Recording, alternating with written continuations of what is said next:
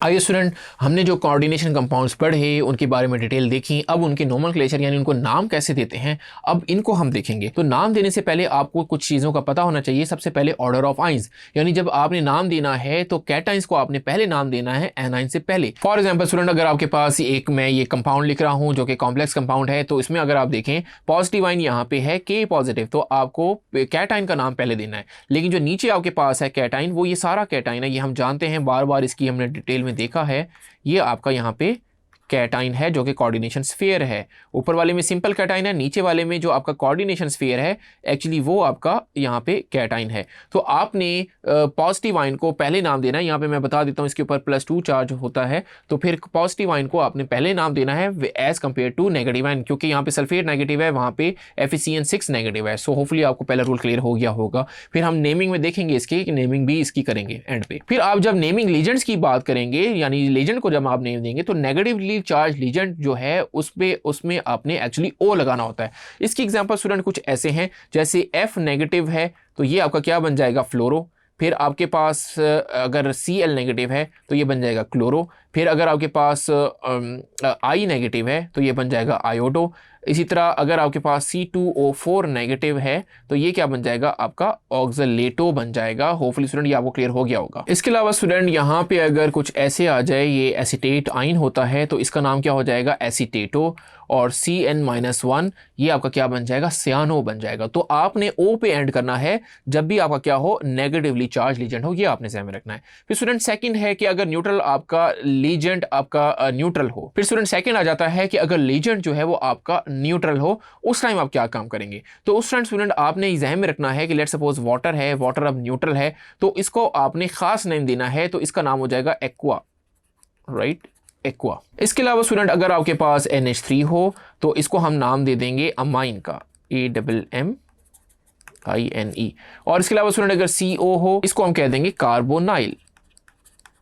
तो hopefully student आपको ये न्यूट्रल लीजेंड्स के भी नाम भी अच्छे से समझ आ गए कैसे हम इनको देंगे। फिर finally student positively charge legends अगर आ जाएं तो हम उसमें IUM लगाते हैं। फॉर एग्जांपल अगर आपके पास हो NH2 NH3, इसके ऊपर एक +1 चार्ज है, तो ये एक्चुअली क्या कहलाएगा, हाइड्राजीनियम।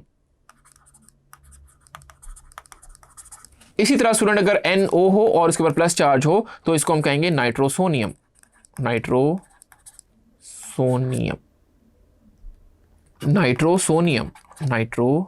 SONIUM।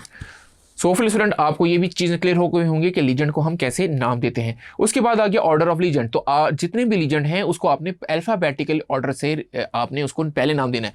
फॉर एग्जांपल अगर एक लीजेंड में E आ रहा है, एक लीजेंड में B आ रहा है, तो आपको पहले B को पहले लिखना है। तो ये आपने ध्यान में रखना है, अल्फाबेटिकल ऑर्डर को प्रेफरेंस देनी है। और अगर एक से ज़्यादा सेम टाइप के लीजेंड हो जाएं तो आपने डाई यूज़ करना है 2 के लिए, ट्राई यूज़ करना है 3 के लिए, हेक्सा यूज़ करना है 6 के लिए। ये आप जानते भी हैं और इसको हम यूज़ भी करेंगे। फिर अगर आपका जो मेटल है, टर्मिनेशन ऑफ मेटल, अगर वो आपका नेगेटिवली चार्ज कॉम्प्लेक्स आइन है, ये बड़ा इंपॉर्टेंट रूल है कि अगर आपका जो कॉम्प्लेक्स आइन है उसके ऊपर ओवरऑल नेगेटिव चार्ज है, तो आपने जो मेटल का नाम है उसको 8 पे एंड करना है। यानी जो अगर Fe होगा तो वो फेरेट बन जाएगा, अगर आपका SO4 है वो तो ऑलरेडी सल्फेट है। तो कोई भी आपका नेगेटिवली चार्ज अगर हो जाएगा कॉम्प्लेक्स आइन तो उसको आपने ATE 8 पे एंड करना है। ये आपने रूल ज़हन में रखना है। इसके अलावा स्टूडेंट अगर ऑक्सीडेशन नंबर ऑफ मेटल आइन आपने कैसे देना है कि उसको आपने रोमन न्यूमरल से और पैरेंथेसिस में, पैरेंथेसिस स्मॉल ब्रैकेट होती है उसमें आपने ऐसे स्मॉल ब्रैकेट लगानी है।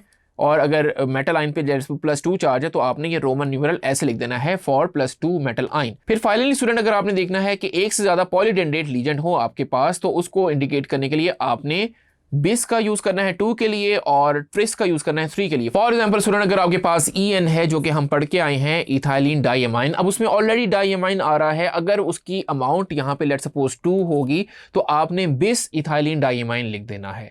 ये आपने ध्यान में रखना है। अगर EN की यहाँ पे वैल्यू 3 हो जाएगी, क्योंकि EN क्या है, वो पॉलीडेंडेट लीजेंड है, यानी एक से ज्यादा उसमें लीजेंड है, यानी उसमें दो या दो से ज्यादा वो इलेक्ट्रॉन पेयर डोनेट कर सकता होगा। तो ये चीज आपने ध्यान में रखनी है, उसके लिए आपने बिस या ट्रिस का यूज करना है। होपफुली स्टूडेंट ये रूल्स आपको समझ आ रहे होंगे। आइए अब नेक्स्ट इसकी हम एग्जांपल को स्टडी करेंगे। Thank you.